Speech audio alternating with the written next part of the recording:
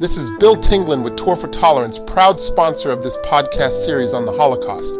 Get ready. This week we take another powerful deep dive into history's darkest hour. All right, let's dive deep into Kristallnacht, the night of broken glass. It's a tough one, but I think it's one that we have to understand if we want to learn from history. Yeah.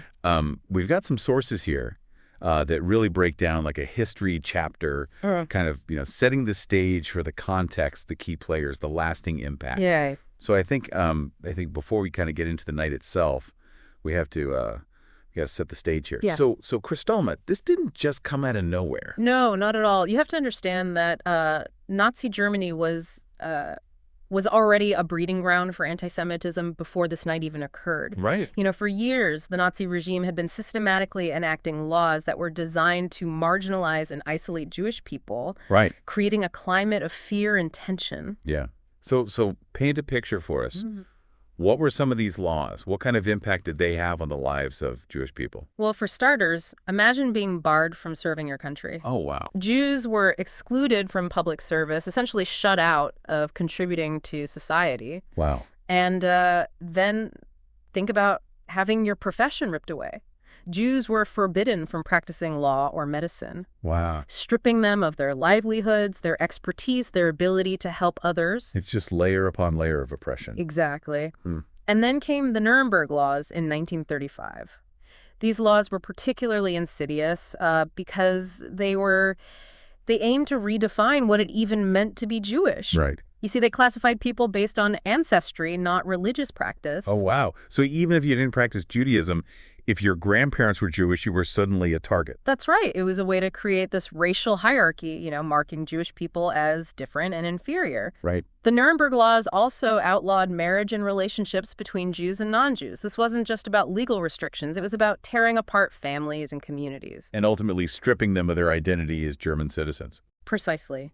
The Nuremberg Laws revoked Jewish citizenship, rendering them stateless and vulnerable.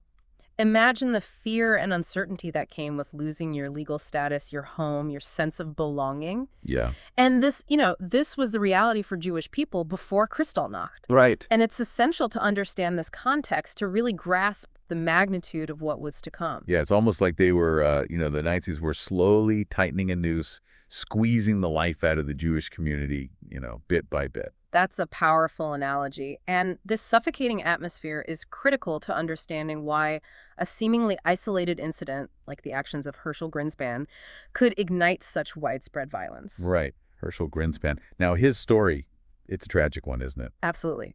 Greenspan was a young Jewish man whose family had been caught up in the Nazis' expulsion policies. They were Polish Jews living in Germany, Okay. and they were forced to flee to Poland, leaving Herschel behind.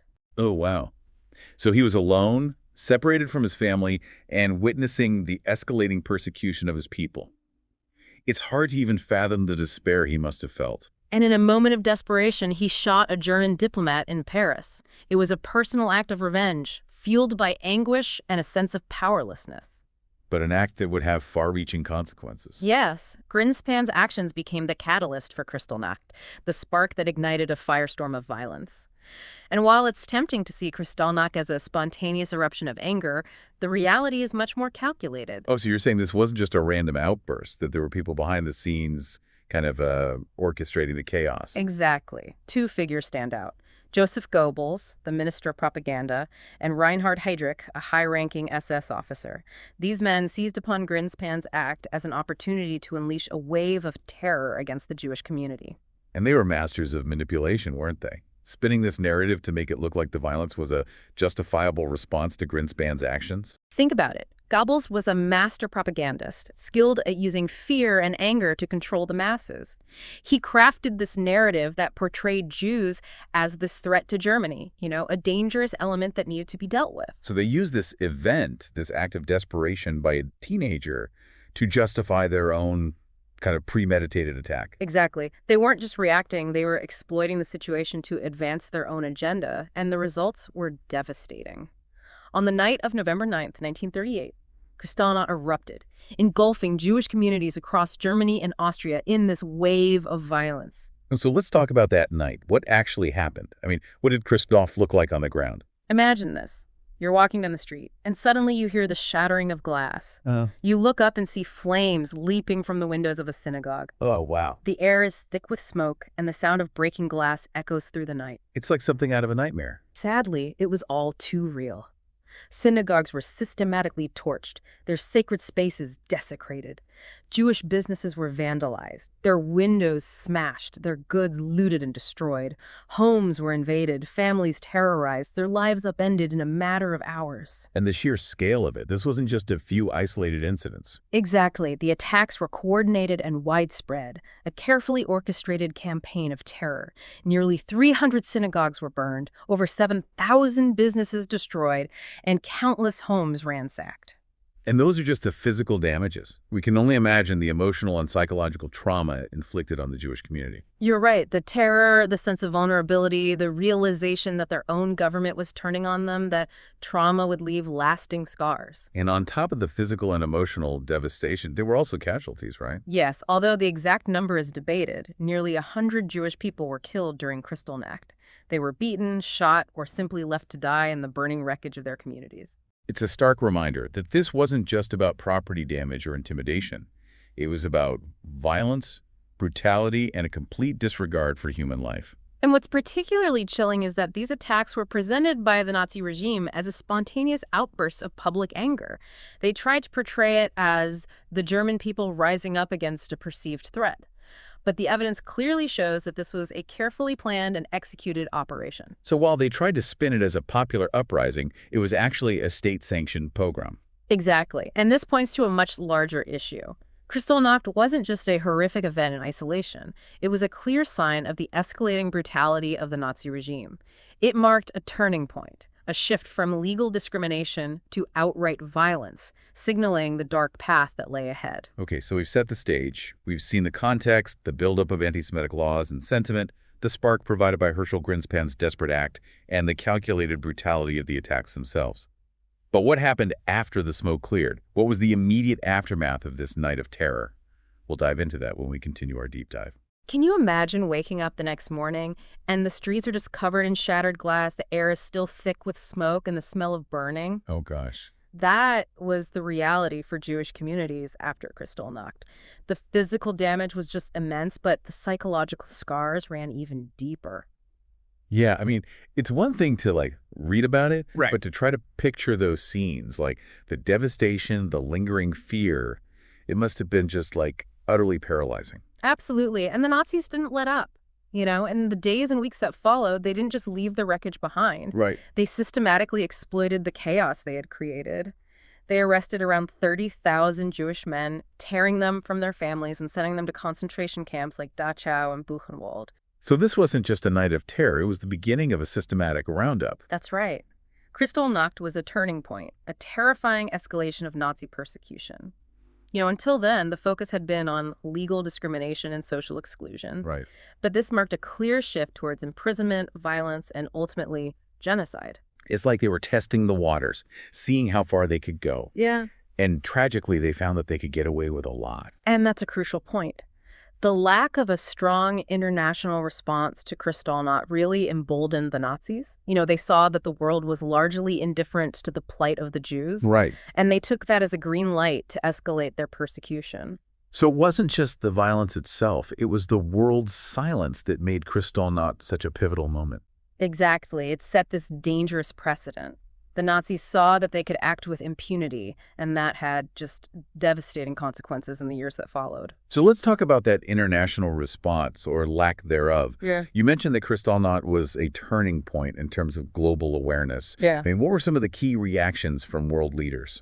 Well, there were expressions of outrage and condemnation, certainly. Yeah. President Franklin D. Roosevelt, for example, publicly condemned the attacks and recalled the U.S. ambassador from Germany. This was a significant diplomatic move, signaling America's disapproval. So even before the U.S. entered the war, there was a recognition of the gravity of the situation. Yes, but actions often speak louder than words. And unfortunately, the overall international response was hesitant and inadequate. Remember the Evian Conference? Right, the conference aimed at addressing the growing refugee crisis caused by Nazi persecution. Exactly. And it was a colossal failure. The world powers gathered, they discussed the issue, and ultimately did very little to offer meaningful assistance to those fleeing Nazi Germany. Why was that? Why did the world do more to help? Well, there were a multitude of factors at play: anti-Semitism, economic concerns, political maneuvering. Yeah. Many countries were simply unwilling to take in large numbers of Jewish refugees, citing reasons ranging from limited resources to anxieties about disrupting their own social fabric. It's a tragic reminder that even when confronted with undeniable evidence of suffering, self-interest and political calculations often prevail. And this inaction had devastating consequences. It sent a message to the Nazis that they could continue their persecution with little fear of international repercussions. So while Kristallnacht did raise awareness, Right. it ultimately didn't translate into meaningful action to protect those most vulnerable. That's right. And that's a crucial lesson we need to take away from this. Awareness without action is meaningless. Yeah. We can't simply condemn atrocities. We have a moral obligation to act, to intervene, to protect those at risk. It's a powerful message and one that resonates deeply with what we're seeing in the world today. Right. So many conflicts, so many displaced people, and often a sense of apathy or helplessness from the international community. Exactly. The lessons of Kristallnacht are timeless. We must be vigilant, not just in recognizing and condemning hatred and injustice, but in taking concrete actions to combat them. So let's go back to the immediate aftermath of Kristallnacht. I mean, the Nazis didn't just stop with the violence that night. Right. They used it as an opportunity to further tighten their grip on the Jewish community. Absolutely. They passed laws barring Jewish children from attending public schools, Wow. further isolating them and hindering their education. I mean, imagine the impact on a child suddenly being told they're different, they don't belong, their education doesn't matter. It's a calculated form of psychological abuse. Yeah. And it didn't stop there. Jews were banned from entering public spaces like theaters and parks and libraries. Wow. They were systematically excluded from every aspect of German society, their lives becoming increasingly restricted. It's like they were trying to erase their very existence. And to add insult to injury, they imposed this massive fine on the Jewish community called the Judenvermögensabgabe. Okay. This was essentially a collective punishment for the damages caused by Kristallnacht, even though the Nazis themselves had orchestrated the violence. Wait, they blamed the victims for the destruction that they themselves had caused. It's a cruel and cynical tactic, but entirely consistent with the Nazi ideology. They twisted the narrative, portraying Jews as criminals responsible for their own suffering, all the while lining their own pockets with this extortionate fine. So on top of the physical and emotional trauma, they were also financially devastated. I mean, it's hard to fathom the level of suffering inflicted. And remember, this was all happening while the world watched. Right. The news of Kristallnacht spread, exposing the true nature of the Nazi regime to a wider audience. Some were horrified, some were indifferent, and some even used it to justify their own pre-existing anti-Semitism. So even this horrific event, this blatant act of state-sponsored violence, didn't have a uniform impact on global opinion. That's right, and it highlights the complexities of international relations, especially during times of crisis. There were those who saw Kristallnacht as a wake-up call, a warning sign of the dangers of unchecked hatred and appeasement. But there were also those who chose to look away, to prioritize their own interests over the suffering of others. It's a sobering reminder that even in the face of such atrocities, the world can be a fractured and indifferent place. Which is precisely why Kristallnacht remains so relevant today. It serves as a stark warning against the dangers of complacency, the slippery slope from prejudice to persecution, and the devastating consequences of inaction in the face of evil. It's a reminder that we must always be vigilant, always ready to stand up for what's right, even when it's difficult, even when it seems like the world isn't listening. And it's a reminder that history isn't just about dates and events. It's about people, about real lives shattered by hatred and violence. We can't forget that. Absolutely. Behind the statistics, behind the historical narratives, are the individual stories of loss, resilience, and courage. We have a responsibility to honor those stories, to learn from them, and to ensure that such atrocities are never repeated. Okay, so we've explored the context, the events, and the immediate aftermath of Kristallnacht. We've also touched upon the global reaction, or lack thereof, and how it emboldened the Nazis to continue their persecution. Yeah. But what about the long-term impact? How did Kristallnacht shape the course of history, and what can we learn from it today? We've been talking about the horrors of Kristallnacht, but it's important to remember that this wasn't just some isolated incident, right? This was a chilling preview of what was to come, a crucial step on the road to the Holocaust. You're absolutely right. Kristallnacht wasn't just a night of violence. It was a watershed moment. Right. A clear indication that the Nazi regime was prepared to escalate its persecution of Jews to a whole new level. It was a test. Yeah. And tragically, they faced very little resistance. So it emboldened them, it showed them they could get away with it. Exactly. The lack of a strong international response, the muted condemnation from other nations, all of it sent a clear message. The world wasn't going to stop them. And that paved the way for the systematic implementation of the final solution. It's chilling to think that Kristallnacht was a kind of blueprint, a trial run for the horrors that would follow. And that's why it's so crucial to understand this event, not just as a tragedy in itself, but as a warning sign, a turning point that led to one of the darkest chapters in human history. So after Kristallnacht, how did the Nazi persecution of Jews escalate? What were the next steps on this horrific path? Well, the violence didn't end with that one night. Physical attacks against Jews continued. Right. But they were coupled with increasingly restrictive laws and policies that were designed to systematically strip them of their rights and possessions. Can you give us some specific examples? Imagine being forced to wear a yellow star, marking you as different, as a target. Imagine having your business confiscated, your bank account frozen, your home taken away. This was the reality for Jews in Nazi Germany after Kristallnacht.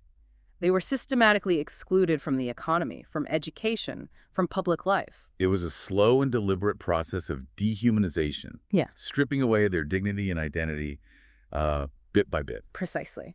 And it culminated in the ghettos and the concentration camps. Jews were forced into overcrowded and unsanitary ghettos, isolated from the rest of society.